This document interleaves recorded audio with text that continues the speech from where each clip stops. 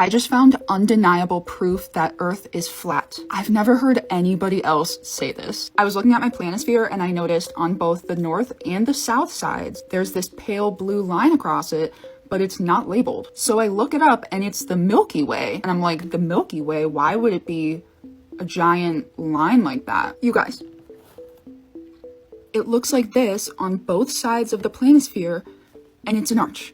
Maybe I live under a rock, but I had no idea that the Milky Way was an arch. I mean, in general, a planisphere or a star finder is very obvious proof that we live on a flat, non-rotating Earth with a firmament. It's literally just flipped, and both sides rely on Polaris being the center point. The southern hemisphere can't see Polaris because they're on the outside of the wheel. Polaris is slightly higher up because it's a dome. We've been seeing the same constellations on rotation for all of time with 0 changes. We know exactly when we're gonna see them. And if that wasn't the case, we wouldn't be able to have an astrology wheel. If you're watching this video and aren't convinced that we live under a firmament, that's kind of scary because it's very, very obvious. Does anybody else not question this? This is what we're supposed to be doing. That's the sun. Look at all the planets going around it. As they're going around it, they're all spinning. Tilted on an axis, we're all blasting through space. But yet, we see the same stars because they're so far away. Think about that and just really think about that, man. See, it's the time lapse right here, man, the stars. That's Polaris right there in the middle. How is it they just spin like that if we're doing this and doing this and doing all this? Look how pumped up the team was. It went, Buzz and all them. Look how excited they are, right? This is when they got back, man. They won't even hardly, to me, they wouldn't even make eye contact with anybody hardly. They're just kind of like, yeah, Does anybody not wonder why that is? I mean, am I the only one? Come on. And things like this right here, like Buzz, why did they get a star on the Hollywood Walk? I thought that was only for actors, but he's not an actor because he went to outer space, right? I mean, this is whenever they came back. I want y'all to look closely at this thing right here. Now, what does that look like to y'all? Does that look like anything familiar, right? Not saying it is an Airstream, but just literally type in Airstream on Google and you can see it looks awfully similar. Remember, it's always the questions, never the answers. By the way, check out the skies today in North Carolina. Nice and clear. Bing, bang, boom. Y'all have a good day. You do know that if we had been to the moon, it takes legitimacy away from our creator. So if you were someone like, let's say, Neil Armstrong, and someone offered you $5,000 cash to put your hand on the Bible to admit you had been to the moon, you would literally jump at that opportunity because you, in fact, know God is not real. Or is there something else going on? Let's check the clip. Several ABC Digital wanted to give you the opportunity to swear in the Bible that you walked on the moon. Will you put your left hand on the Bible and swear to God that you walked on the moon? So why don't you put your hand on the Bible and swear to God that you walked on the moon? We're all fully aware, aren't we, that approximately there is 10,000 satellites orbiting Earth. And just a quick example of how they do edit these photos, because obviously, like, who took this photo in the first place anyway? Look how there's stars in the background. And then check out this photo that's from higher in orbit, and it has no stars. But anyway, back to the satellites. We've literally got 10,000 of these orbiting Earth, but yet not one photo of Earth ever shows a satellite floating around the orbit. It also never shows any stars. Personally, this would be a better representation of how the Earth looks. And I know, roll on the pseudoscience gurus to tell me that that's just not the right size, because the satellites are a lot smaller compared to Earth, right? What about the first ever satellite that got launched into space and is also still the oldest satellite ever orbiting space? Look how bad they portrayed the curve back in the day. Look how fake this is. But apparently this is still orbiting Earth to this day. Now might be the time, guys, to just start accepting that they are lying. There is too much evidence that the television channels you to be programmed. Okay guys, let's just take a split second to just ignore NASA and all the science anomalies that's programmed in us from birth. And just for this short video, let's try and imagine that maybe we live under a dome. I mean, in the end of the day, hemisphere literally means hemisphere, half sphere. A dome. It's not just with light that we can prove that we live under a dome. What about sound?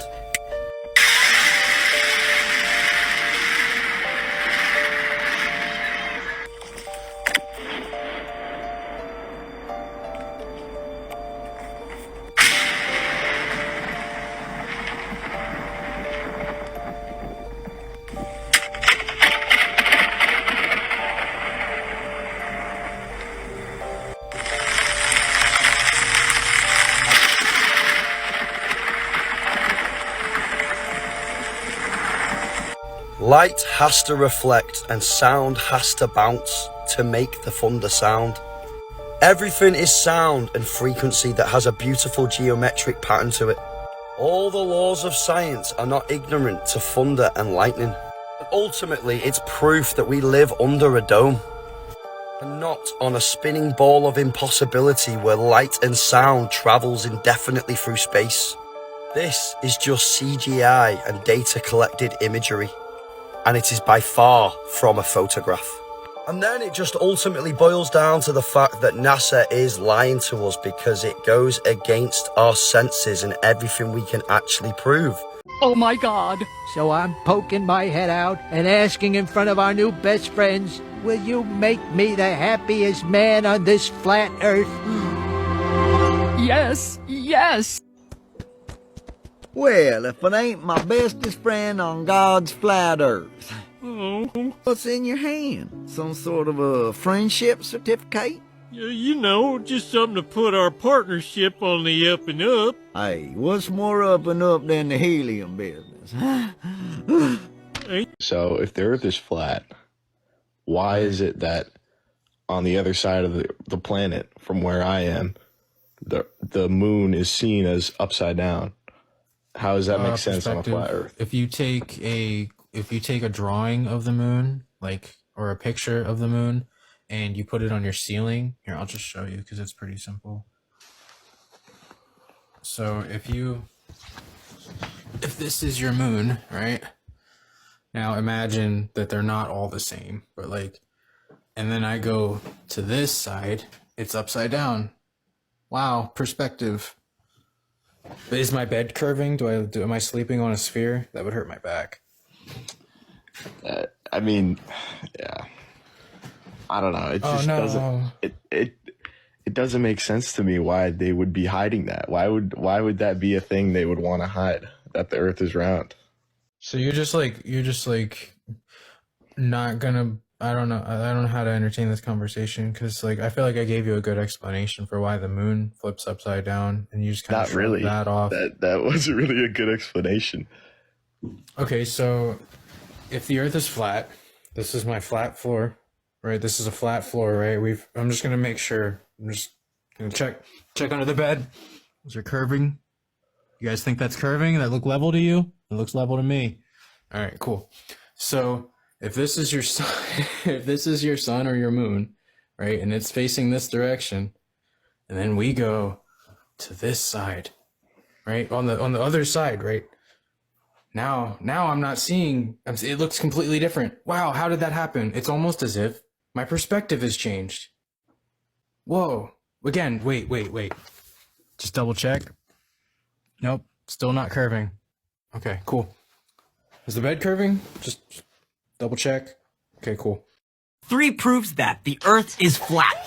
First, ships can always see lighthouses, no matter how far they are. If the Earth were a sphere, this wouldn't be possible. Second, the temperature difference between Antarctica and the equator is huge, although the distance between them relative to the sun in the round Earth theory is minimal. The flat Earth theory shows this clearly, because the sun rotates above the equator and it is hot there, and further from Antarctica and therefore cold there. Third, if the Earth were a sphere, airplanes would have to constantly adjust their angle, but they don't. This means that they would eventually fly into space, but this doesn't happen, which again shows that the Earth is flat. Oh, the Earth isn't flat, huh? NASA doesn't seem to think so. NASA publication report document on the derivation and definition of a linear aircraft model. This report documents the derivation and definition of a linear aircraft model for a rigid aircraft of constant mass flying over a flat, non-rotating Earth. Army Research Laboratory document, propagation of electromagnetic fields over a flat Earth.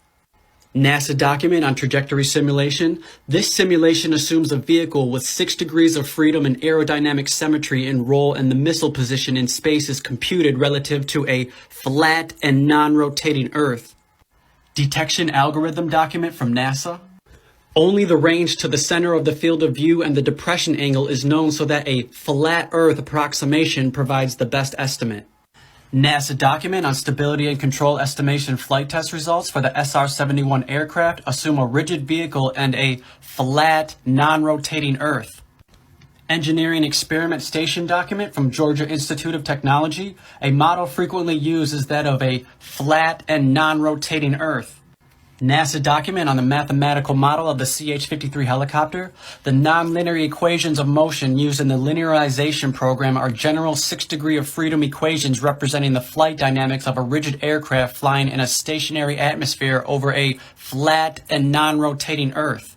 NASA documentation on equations of motion. The helicopter equations of motion are given in body axes with respect to a flat and non-rotating Earth.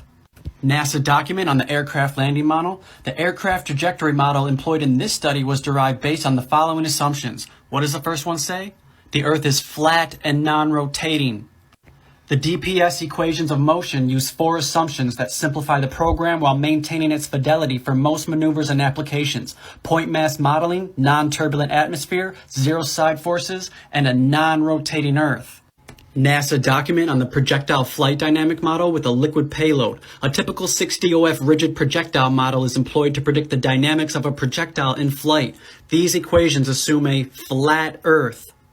NASA documentation on the 2-dimensional flight. In this section, the 3-dimensional equations of motion are reduced for flight in a great circle plane, the XZ plane, over a flat and non-rotating Earth.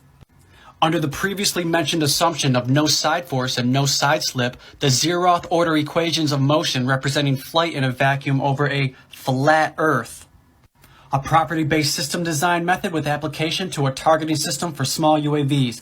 These targeting methods were considered assuming a flat Earth.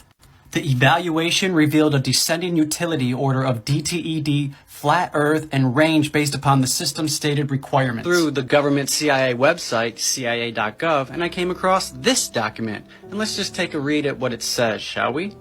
It appears that the government is taking photographic observations of the spectral intensity of the firmament. It also says that the spectral brightness of the firmament along the Alma-Centaur or the Alma-Centaura of the Sun was observed in the Pugachev and the Alma-Ata regions by means of a spectrograph with a glass lens system.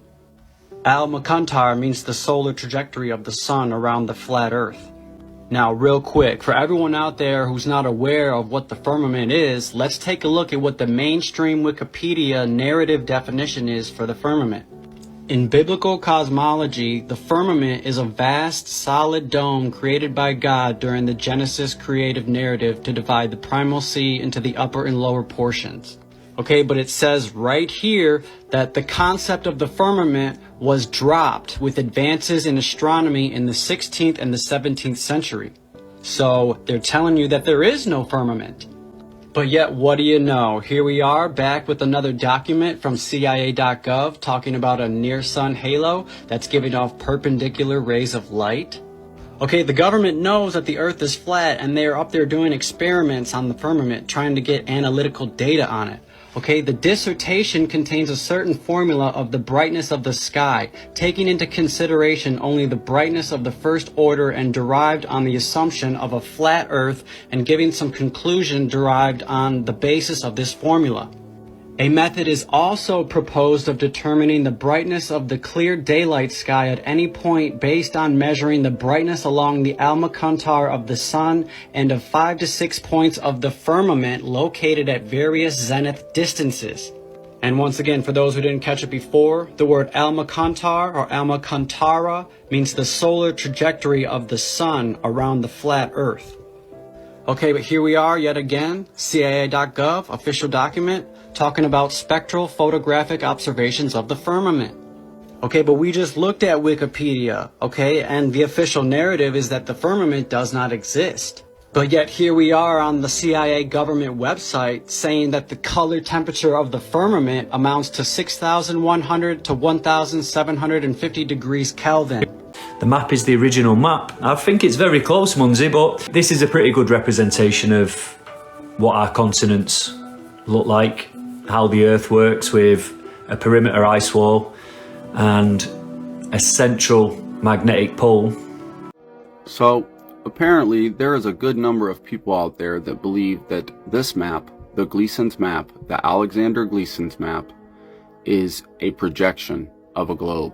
So I wanted to wait until I'd gotten this comment from a number of people before I touched on this, and let's just say I've gotten it from a number of people.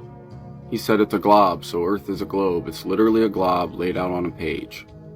So, number one, first thing is, the man that made this map, Alexander Gleason, was a flat earther. You can go and look that up.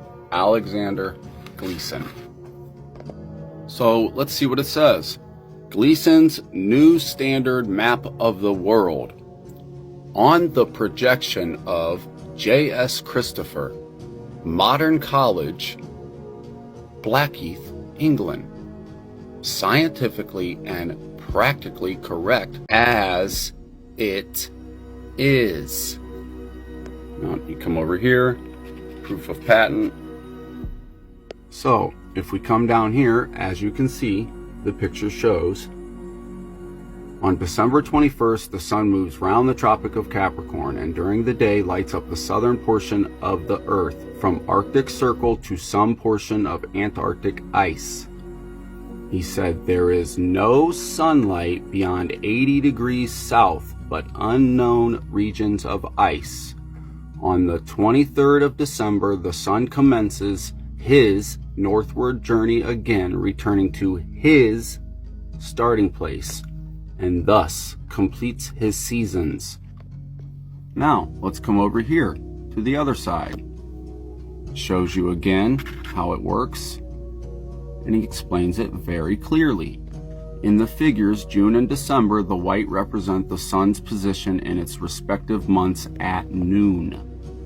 It says this shows sunlight inside the Arctic Circle for 24 hours. From June 21st, the sun moves around the tropics in a spiral circle, widening every day until it reaches its destiny on the southern or outer solstice on December 21st, spiraling out and back in. Now, at the very center would be Mount Meru, our source of magnetism. And this is why in the book of Genesis, it says within the first 20 lines of the Bible, the word firmament 9 times. It must be pretty important. In my last flat earth video, I showed somebody, they asked, where is the dome? And I showed where the dome is located according to the 1958 encyclopedia. This is also why pilots practice on a flat, stationary plane. The earth is flat. Hey, it's the more you know. Peace and love.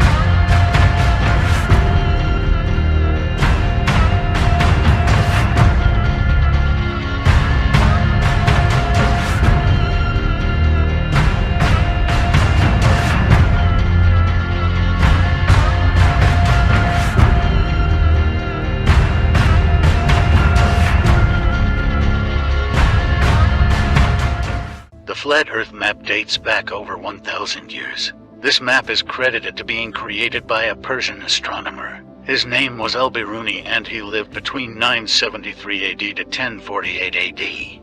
It's the official map of the United Nations and also the United States Geological Survey. It used to be present in many places before the creation of NASA and the Antarctic Treaty in 1959. Here you see it with Admiral Byrd. This map has been restored by Dmitry from Russia with suggestions of mine, Idialenkar. Known by my YouTube channel Flat Earth Banjo, I asked Dmitry to include the Bermuda Triangle and Point Nemo, a place deep in the Pacific where NASA buries rockets. Then Robert Tozzi, a professional mapmaker, came along and enhanced the map even more. There are many people now selling this map online, but if you could order it from my online store, I would greatly appreciate it. Visit my online store now and order one of the items. I humbly thank you.